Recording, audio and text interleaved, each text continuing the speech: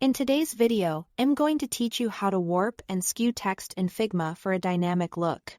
We will start right inside your Figma file and walk through two simple techniques that instantly give your typography more energy, warping and skewing. By the end, you will know exactly how to bend text into custom shapes and tilt it for an angled perspective style effect. First, open your design in Figma and make sure you've got a text layer ready to work with. Keep your text selected so the plugins can pick it up right away. If you are experimenting, it can be helpful to keep an untouched copy nearby so you can compare results later. Let's begin with warping. Open the plugin section by pressing the quick search shortcut, like Ctrl-K. Then type Warp It and run the plugin. With your text selected, the Warp It plugin will appear and show you on canvas handles or controls you can drag to reshape the text. Think of these handles as a flexible grid that bends your lettering into a curve, wave, or arc. Move the handles slowly and watch how the characters respond, maintaining readability while taking on a new contour.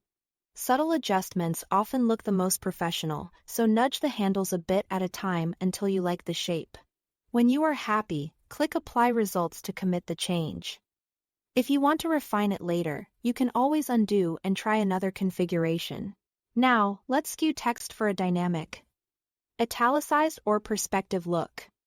Go back to the plugin section, search for Skew to Figma and run it. With your text layer selected, open the plugin panel inside.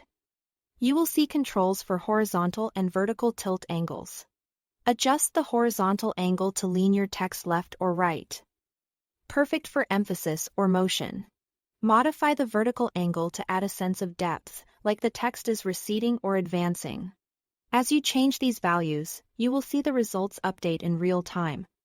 So you can dial in the exact amount of tilt you want. Small angles create a clean modern slant, larger angles feel bolder and more dramatic. If the effect looks too extreme, reduce the values until the text remains clear and balanced within your layout. That's all to it. Thanks for watching.